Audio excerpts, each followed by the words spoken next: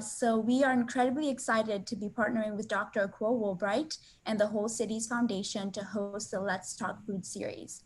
Dr. Akua Woolbright is a nutrition program director at Whole Cities Foundation, an organization on a mission to improve individual and community health through collaborative partnerships, education, and broader access to nutritious food.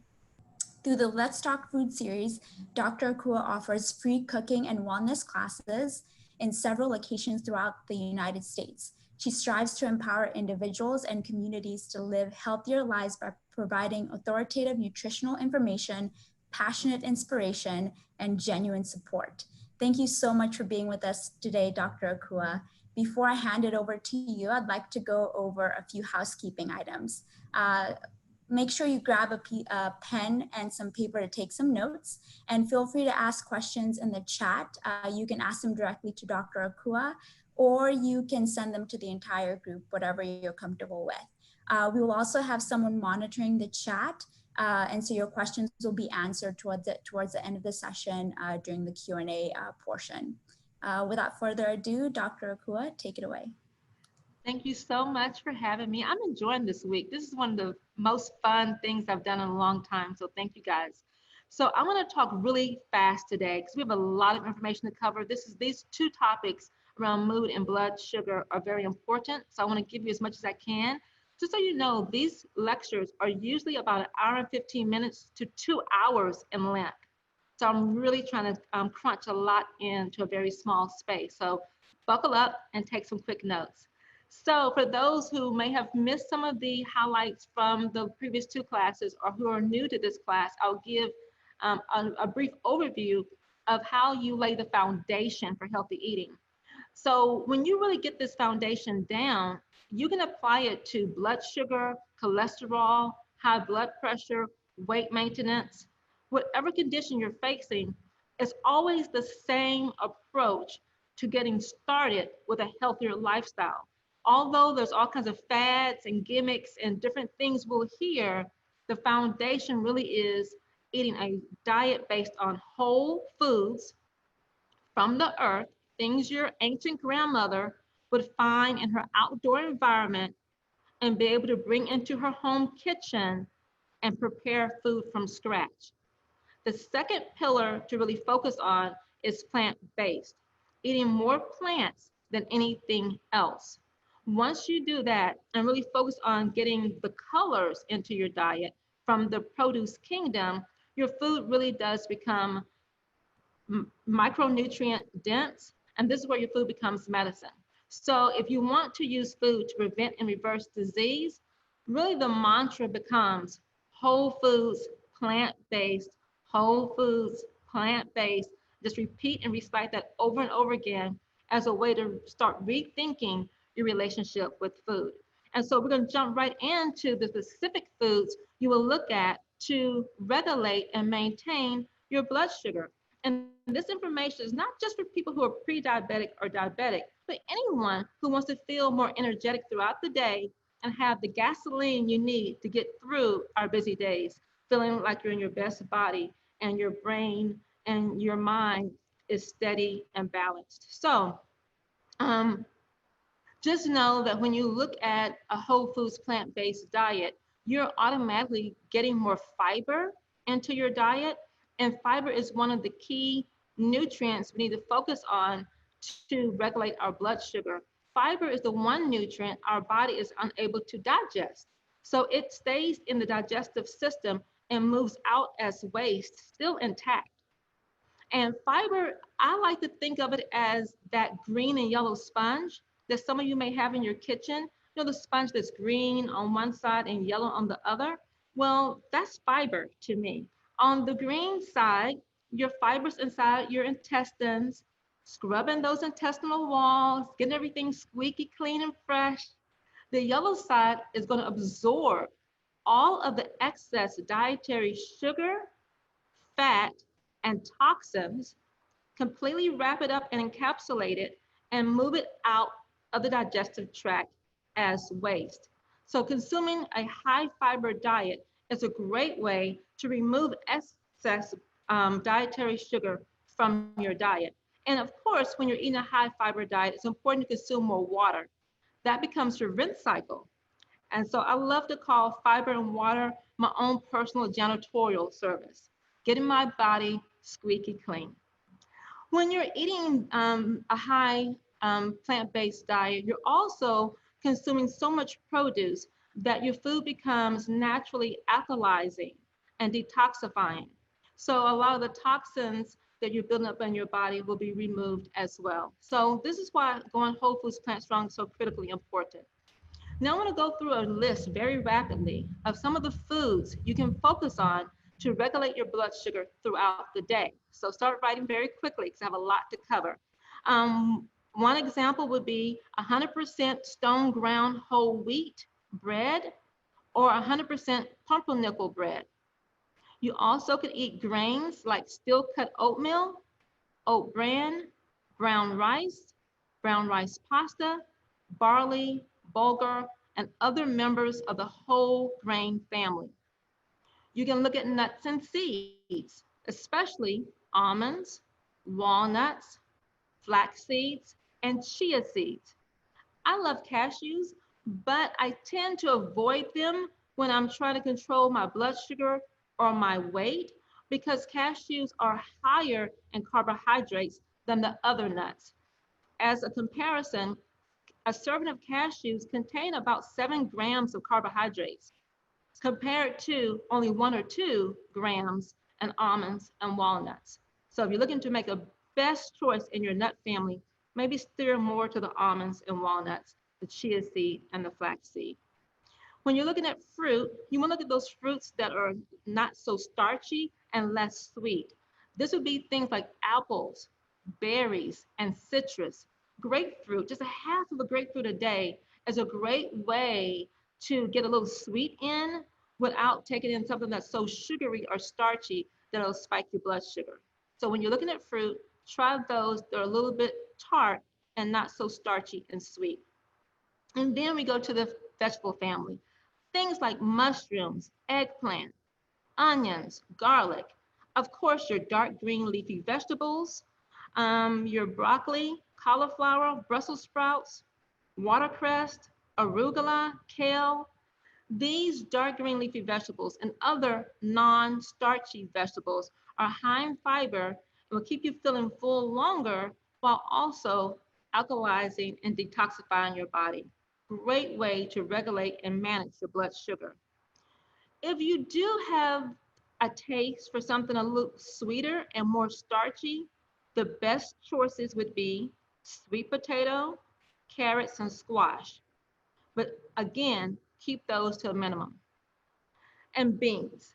I can't say enough about beans and the role they play in managing blood sugar. And beans are great, especially for those who are diabetic. So when I say beans, I'm talking about all the entire bean family, but in particular, dried lima beans, pinto beans, and dark red kidney beans. I like some canned beans sometimes also because I can move quickly in my snack or dinner preparation. So I will buy my chickpeas and my black beans canned. I'll buy them in a can that has no aluminum in it or maybe a Tetra Pak and make sure there's no salt added. That's a great way to make a bean dip or hummus very quickly, or maybe a curry or Mexican style black bean side for your meal. So beans, again, for diabetics and anyone who wish to control their blood sugar for breakfast will help you be in control of your blood sugar for the rest of the day. And that may seem strange to eat beans for breakfast, but research has shown that it actually works.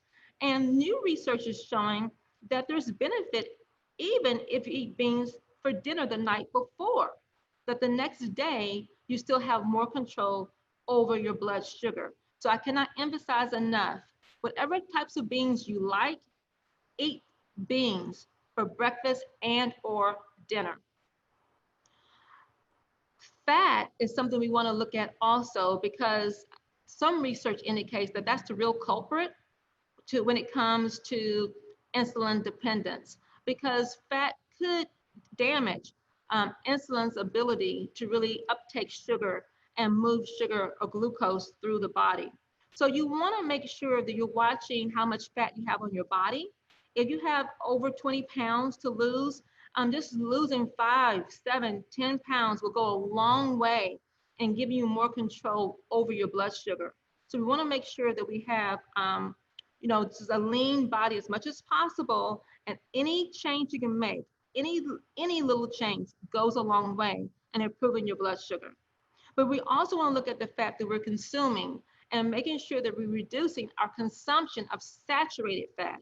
These are fats found primarily in animal products. So if you're going to consume animal products, make sure you're choosing lean chicken and lean beef, or maybe grass-fed bison. And you want to replace those saturated fats with healthier fats that can be more beneficial to someone who wants to regulate their blood sugar. These will come in the form of perhaps olive oil, avocados, whole avocados, or fatty fish. And by fatty fish, I mean things like salmon, sardines, herring, anchovies, and mackerel. We have found that people who consume fish, avocado, and olive oil as their fat, compared to cheese, heavy meats, dairy products, have lower inflammation or swelling in the body and have better post-meal blood sugar levels. So again, if you're switching out your fat and using salmon instead of pizza, your post-meal blood sugar levels will be much, much, much improved. Next, I want to move away from fat. So we've talked about fiber, we've talked about fat. Now I want to talk about protein. So we mentioned protein in our last couple of lectures also. And I want to remind you guys, it's important to consume protein throughout the day, not just at one meal. And you want to consume about 10 to 20 grams of protein 3 times a day. And this could be animal products like we mentioned, salmon or lean chicken or beef, but only about 2 or 3 ounces is all you need. It's about the size of a deck of cards. So your animal products become more like a condiment and not a full steak. So yes, we want protein, but we don't want to overdo the animal products, because we just mentioned that we don't want to overconsume saturated fat, because that can be detrimental to our insulin response. Things to watch. So we know we can get protein from animal products like eggs, chicken, seafood, but when you look at protein, you don't want to get too much protein and fat from the same source. So I'll give you an example of that. So we know 2 boiled eggs will give you about 14 grams of protein. But those 2 boiled eggs also will give you all of the fat you needed for that one meal and more cholesterol than you need for the entire day. So if you're going to consume a fatty food like eggs for your protein, let that be your protein and your fat. So you wouldn't do eggs and butter, or eggs and olive oil, or eggs and salmon. Eggs then becomes your protein and your fat. We need to be concerned also with carbohydrates from our plant-based protein sources. So if you're going to consume 3 tablespoons of hemp seeds as your protein, those hemp seeds also becomes your fat. And if you consume a cup of beans or lentils as your protein, I mentioned carbohydrates, those will also count as your carbohydrate serving for that meal. I hope that makes sense. And this is a little bit different than some doctors teach, especially our scientific and medical advisory boards, who kind of teach. We eat all the plants you want, no matter what they are. You get enough protein, you don't have to think about it. As a woman who's now in my 50s, who have struggled with weight and trying to maintain my biometrics and working with other doctors, I have just found that that's not always the case. So if you're dealing with weight, you're dealing with blood sugar issues, you do want to watch your fat and your carbohydrates. So if your meat is fatty, that's your protein and your fat. Your eggs, that's your protein and your fat. Your beans, that's your protein and your carbohydrate. To me, when I really got that down, I was much better able to manage my own weight and to manage my own numbers. It made a complete difference for me. So that's just a little tip I'm going to share with you guys for whatever it's worth. Okay, so how do you bring all this together? So we know that the diet is going to be whole foods, plant strong. We know we're going to really focus on all those colors. I gave you a list of some of the grains, the nuts, the non-starchy vegetables, the beans that you can consume. And we talked about getting that balance of protein, fat, and fiber. A great way to do this is at breakfast. If you can change your breakfast, you can completely change your life. Because if you get away from the pancakes, sausage, bacon, eggs, biscuit, jam, all of those popular standard American diet-based breakfast foods, and instead think whole foods, plant strong, first thing in the day, it's like you're giving yourself a shot of medicine first thing in the morning. And you're going to get on top of your blood sugar, and that's going to stay with you for the rest of the day. So how can I get protein, fat, and fiber into my breakfast at the right balance? Well, here are some examples. Perhaps you do black beans for breakfast and you top it with avocado and olive oil. The black beans, that's your fiber or your carbohydrate. It's also your protein. And by adding the avocado and the olive oil, one or the other, that's your fat. So hopefully that's starting to make some sense.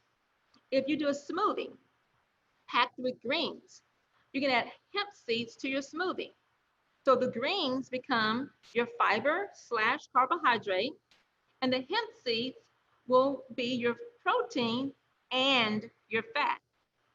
Another example, maybe you do a huge jumbo salad for breakfast. Yes, yes, for breakfast. And you top it with salmon. Salmon will become your protein and your fat. If you're vegan and you top it with chickpeas, maybe you add a little bit of olive oil to your salad for your fat, and your chickpeas becomes your carb and your fiber. So hopefully you're beginning to see that. I love oatmeal. I had oatmeal this morning for breakfast. I had a steel cut oatmeal, and I added lots of different kinds of berries and pomegranate seeds because I just love a lot of stuff in my oatmeal. And then you can add a little bit of walnut for your fat.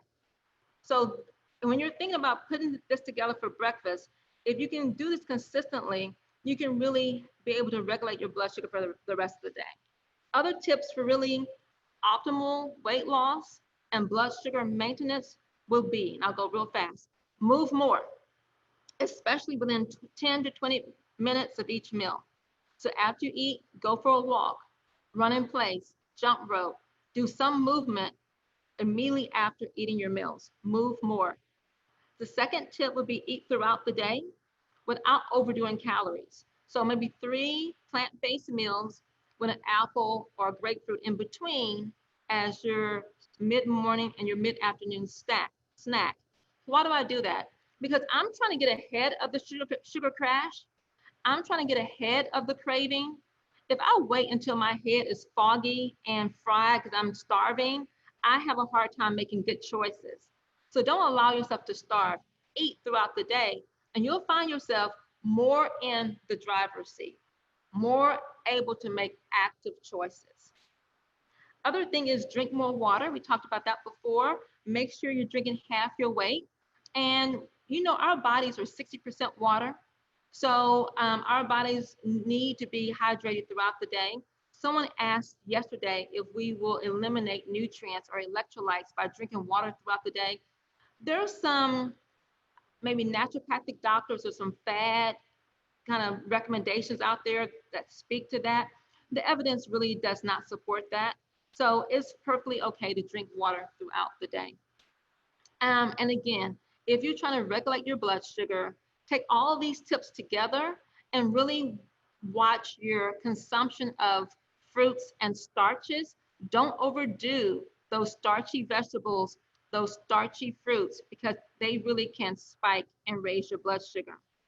If you're craving sweets, here's some things you may want to try. Sometimes dark chocolate will help in moderation. Sometimes nuts, especially like walnuts or almonds, can help, again, in moderation, unsalted, unroasted. Sometimes you can do a small piece of dried or fresh fruit, especially those non-starchy fruits like apples, berries, and citrus. And you may want to try drinking more water. Sometimes when you're hydrated, the cravings will fall away. If you still are craving sugar, you may want to look at some other places. Sometimes you crave sugar because we're low in potassium, calories, or protein. I see a lot of vegans really filling up on those vegan cookies and cakes. Maybe you need more protein, and maybe you need to just think about adding some hemp seeds or protein powder to your diet. So sometimes you crave sugar because you really are asking for potassium, calories, or protein. Finally, some things that help with blood sugar regulation will be apple cider vinegar. I like this product here called Dioxanol. You can get it online from Molecular Products. It helps to regulate your blood sugar if you consume it before you eat. Also, this digestive enzyme from Molecular is Digest Enzyme V. It has extra enzymes in there specifically for plants and produce, those high fiber, high carb vegetables, grains, and fruit. So I love Molecular Products. They have some great stuff for blood sugar regulation. And you may want to also consider a probiotic. So I'm going to stop there with blood sugar. Please send your questions in the chat. I'm going to move over quickly to mood. So talking real fast still.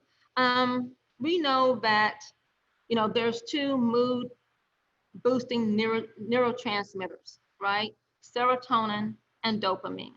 And when the central nervous system is not receiving the food and the exercise that it needs, those neurotransmitters are not being fed.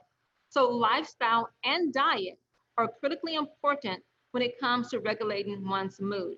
You have to move your body and you have to eat this diet that I just described. That diet for regulating blood sugar is pretty much the diet for regulating mood. That's why these topics can go hand in hand. Now, this can be a catch-22. If you're depressed or you have some mood imbalances, it can be easier said than done to go exercise and to get up and cook a full meal because maybe you're feeling sluggish. You're feeling like you're walking through mud and fog because you're feeling depressed. You may have to ask for support and an accountability partner because you almost have to take the action before you feel like doing it. And once you get started, then it becomes easier.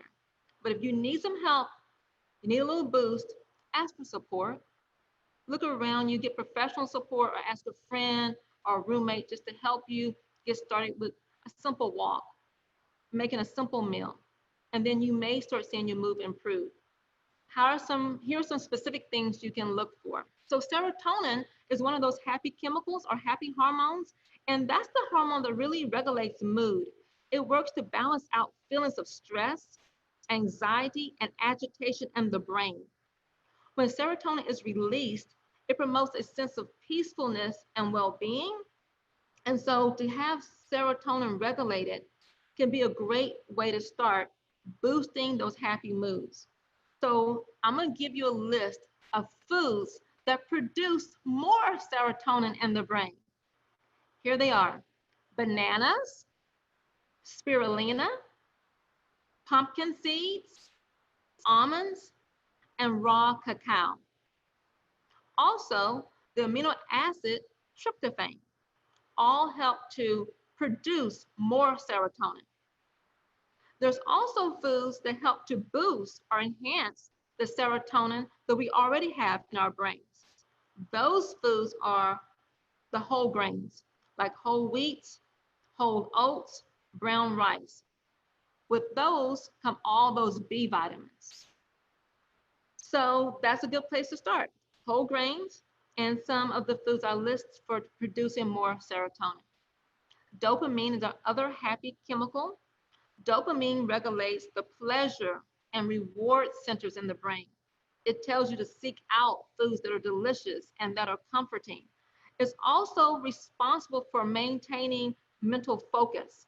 So some foods that produce dopamine in the brain would be spinach, spirulina, walnuts, avocado, and olive oil, those omega-3 fatty acids, and the amino acid tyrosine. So those are just some examples of simple plant-based foods that you can incorporate into your diet to give you more of those happy chemicals, and hopefully that will help to enhance your mood and lower irritability, lower depression, and anything else you may be experiencing related to the central nervous system. Because the central nervous system regulates so much, some people have also seen benefits around migraines and headaches from taking these same foods in as well. Other things you may want to consider getting checked or watching is your B vitamins, vitamin D, calcium, and magnesium. For me, these are things I supplement. I take a vitamin D supplement every day with my fish oil. I make sure I'm taking a really great multivitamin mineral supplement so I can get my B vitamins, and then I take a separate bone builder that we sell at Whole Foods for my calcium and my magnesium. So you may want to just think about B vitamins, vitamin D, calcium, and magnesium. In closing, when we think about the central nervous system, as some of us get older, we're also wanting to be mindful about protecting our brain from shrinkage, from neurological aging, and early onset Alzheimer's. So if you're looking to get ahead of some brain decline and you want to do everything you can to keep a healthy brain, I'm going to quickly go through a list of foods you want to boost in your diet. Greens. So any greens, spinach, collard greens, turnips, kale, Swiss chard. Orange foods, sweet potatoes, carrots, apricot, cantaloupe, papaya. Purple and blue foods, blueberries, grapes, purple cabbage. My favorite, red wine. But not too much, because no, if you consume too much wine, too much alcohol, it can be cancer promoting. So for women, just a glass or two a day. For men, about 2 glasses per day is the maximum, not the minimum, the maximum. White potatoes, surprisingly, can have some protection for brain health. Your lentils, your legumes, and of course, your omega-3 fatty acids. So your avocado, almonds, sunflower seeds, walnuts, flax seeds, and a little bit of coconut or olive oil. So that concludes your 2 lectures on regulating blood sugar and boosting a healthy mood. And like I said, these are usually about 1 hour and 15 minutes to 2 hours each. So I gave you as much high-level information as I could to get you started on a healthier lifestyle path. And if you need me, please email me at Akua, A-K-U-A, .Woolbright, WOOLBRIGHT, at wholefoods.com. I will open it up now for Q&A. How to combat getting drowsy after eating. Well, I would love to know more about what you're eating. That would probably help me answer that question better. I'll just speak from personal experience. For me, it helps if I don't overeat. I want to eat so that I'm satisfied without being stuffed.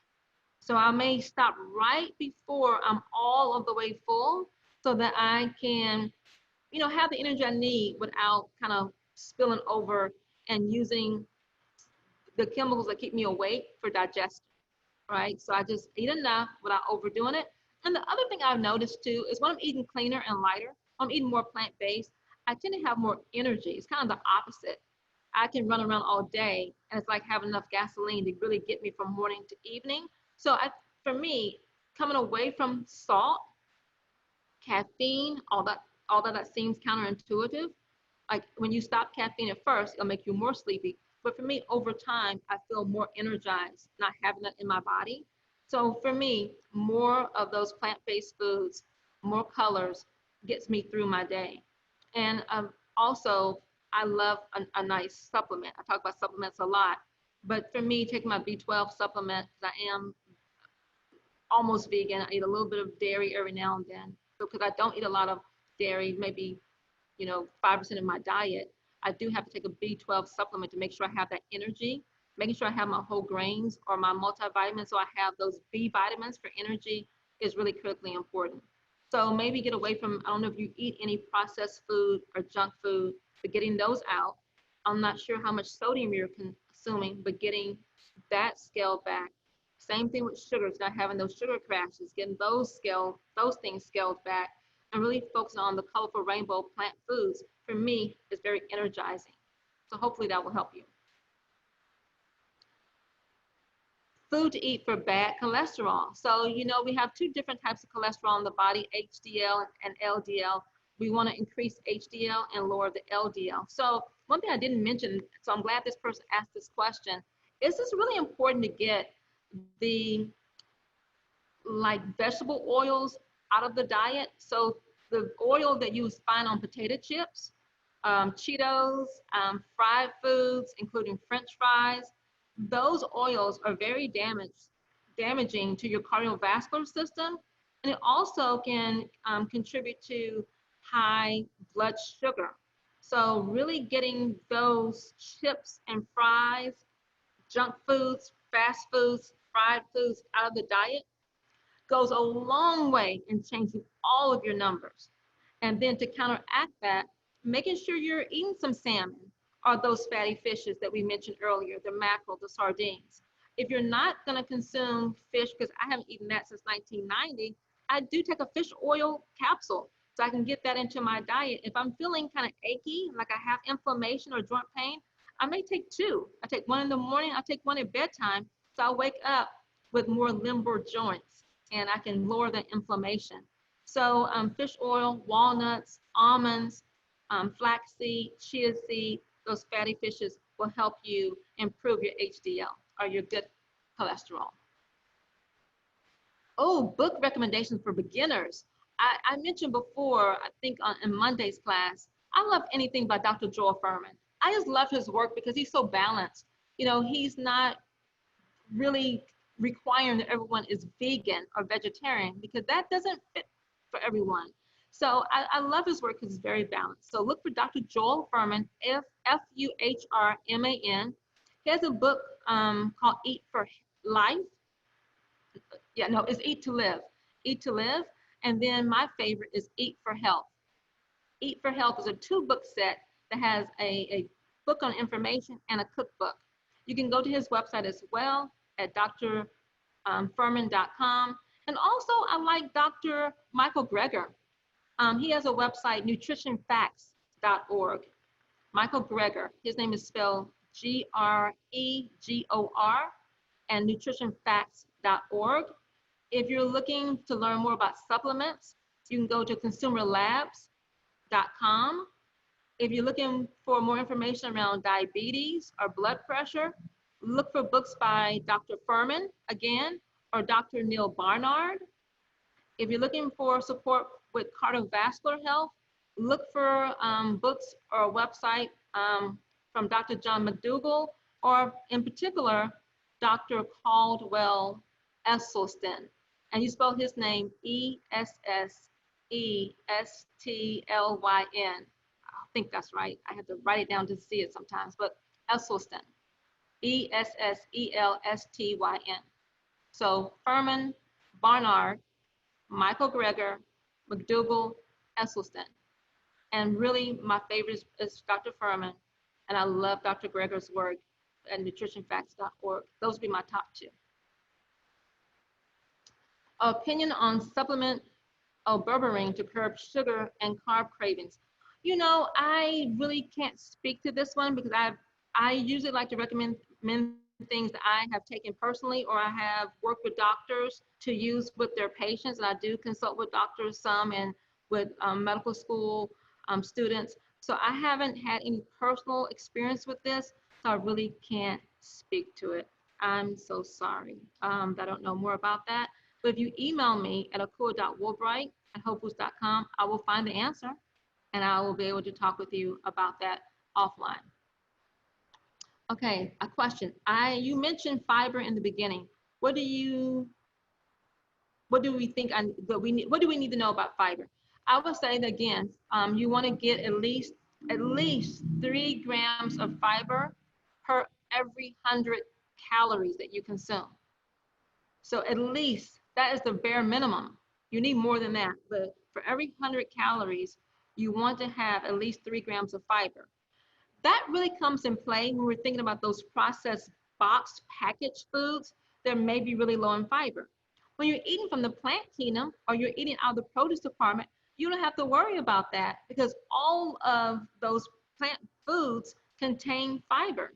And so I would just say, think about fiber as your own personal janitorial service. It's the one nutrient your body cannot digest. It lives in the digestive tract. So all the excess sugar and dietary fat will be trapped in that sponge and carried out of the body. So think about fiber as something that you can use to remove toxins, fat, and sugar from your body. It helps you to maintain a healthy weight. It helps you to control your blood sugar. And because it's so filling, you'll stay full longer and perhaps consume fewer calories. Someone wants me to repeat the fruits for regulating blood sugar. Okay, so the main thing to know if you're really trying to go for rapid weight loss or optimal blood sugar maintenance, at least temporarily, you really want to pull all the fruits really low to only maybe half to 1 serving per day. That'd be like a quarter of a banana or just 1 apple or just a half of a grapefruit. Just do it temporarily until you can start seeing some improvements in your weight and blood sugar. I would say maybe 3 or 4 weeks maximum. And then you can go back to eating your 2 servings of fruit per day. Don't overdo it with the fruit because they can spike your blood sugar. And if you're going to consume fruit, if you have trouble regulating your blood sugar or you're pre-diabetic or diabetic, stick with the tart fruit, like your apples, your citrus, your berries. So those would be your better choices compared to your bananas and things like that. So hopefully that makes sense. The other thing I'll say about fruit, make sure you eat your fruit, don't drink it. Eat your fruit, don't drink it. I don't put fruit juice in my smoothies. I don't drink fruit juice. I eat my fruit, I drink my water or my herbal tea. I like to make it myself, so I'm not using this plastic bottle, but at least this has no BPA in it, but I'm destroying the environment doing this. But your herbal tea. Any more questions? Okay. Re-explain not adding more fat or protein to foods that already contain both. Does it depend on going over your daily intake, or does an unequal ratio of macros automatically spike glucose? Oh, very good question. It's a little bit of both, actually. So for people who are very lean and trim, I should say that if you're really lean, trim, fit, you're active, you're running, cycling, you have muscles, you don't have to worry about all of these details. But this information is really for people who are struggling with both weight and controlling their blood sugar. So the first answer to your question is the main reason is because you don't want to go over your allotment of fat. Because we said that some research indicates that when you consume too much fat, especially saturated fat, that it may interrupt insulin's ability to do its job. And we know the job of insulin is to transport glucose throughout the body because glucose cannot move on its own. It has to ride on its school bus, insulin. So if fat is damaging insulin's ability to operate by just pulling fat back a bit, we can probably slim down more and we can let insulin do its job. Now, if you're going to consume fat, we talked about the fats that actually help to stabilize your blood sugar, those fatty fish, avocado, walnuts, almonds, olive oil. Those fats you can use to replace the saturated fat that comes from animal products. So for me, by only getting, fat and protein from one source, if I'm doing that, I'm able to better regulate my weight and maybe control my blood sugar. The same thing with carbohydrates. Carbohydrates really come into play, even more, I think, for weight maintenance and for blood sugar maintenance. And again, this goes against what a lot of our scientific and medical advisory board doctors have taught.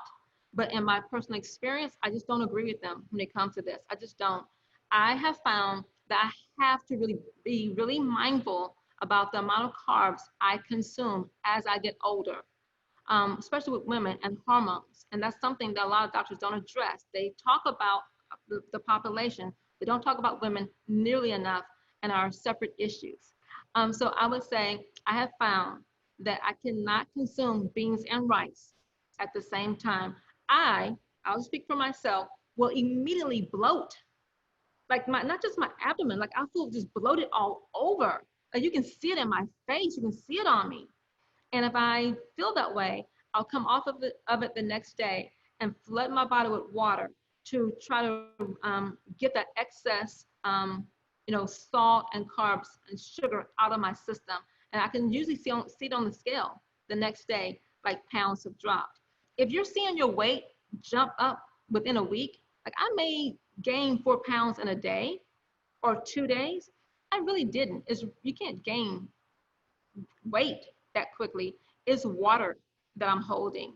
And if you're experiencing that too, where you're holding water, you may want to just watch your carbohydrate consumption and increase the consumption of the dark green leafy vegetables, the non-starchy vegetables. Get those higher and bring the starchy vegetables and the carbs down a bit, and then increase your water intake. You may see a difference. It may be beneficial if you have this question to weigh yourself every morning. I find that it's better to weigh yourself later in the day, maybe more around 10 or 11 a.m. to get a true weight, and then just see if it's going up and down throughout the week. If your weight goes up and down throughout the week, your blood sugar may also be going up and down throughout the week. Sometimes they're connected to one another. Not always, but sometimes. Okay, last question, guys. Protein meal replacement. Shakes for breakfast, good or bad? That's my go-to. I don't have time to be in the kitchen all day. I can't do all that. So a protein shake meal replacer is really my go-to. Some of the ones I like, Garden of Life has a really great protein shake and meal replacer. Sometimes people find that it causes them to bloat, because when you read the ingredient list, it's literally like 50 things in there. All kinds of fruit, vegetables, legumes, grains. It's so much that you may want to try using half of what it calls for and seeing if you can build up to more. I also find that with that Garden of Life meal replacer and shake, I have to drink more water to try to flush some of the carbs out. So if you find that that one's too much for blood sugar and weight and bloating, you may want to go cleaner to like a Vega or a Sun Warrior that only have a few ingredients. And recently, I've been trying to get the carbs all the way down. So I've been using, I think there's a 365 brand. It's a plain green pea. On the ingredient list, it says green pea. There's no sugar. There's no vanilla. It is just green pea. And, I have to just take it like a champ. I put it in my water. I blend it in the blender so it can get really mixed up really well. I add some ice cubes. I just take it. I just do it and get it over with. But I feel great because I got my protein in, and it has less than 1 gram of carb per serving. Why do I do that? Because I want my protein 3 times a day. And when I do that green pea protein shake, my body likes it actually. Like my stomach feels like calm. It doesn't react to it. There's no bloating. My brain wakes up and I feel more alert. Someone talked about getting sleepy after you eat. It kind of wakes me up because my brain needs protein. My brain needs fat. My brain needs a certain amount of carbohydrate for energy, for my brain to actually work. So for me doing that protein shake first thing in the morning, it wakes my brain up. So think about finding ways that we talked about earlier to get the protein, fat, and carbs into your diet, to wake the brain up, give you that energy to get through your day, and to regulate your blood sugar throughout the entire day. And these same recommendations will help you maintain a healthy mood, especially if you add some of the specific mood boosting foods that I included. Thank you so much for having me. That concludes our session. And I can't wait to talk to you guys tomorrow about how to put it all together in a plan that sticks. So we'll talk about goal setting. We'll talk about getting around obstacles. And we might get into how to stop cravings. There is a biological mechanism for turning cravings completely off so you can be in more control of your dietary choices. Thank you so much for having me today. Thank you so much, Dr. Akua. We really appreciate your time and the knowledge that you shared with us today. Everyone on the call, we hope that you can join us for our last session tomorrow. Thank you again and have a great day. Bye.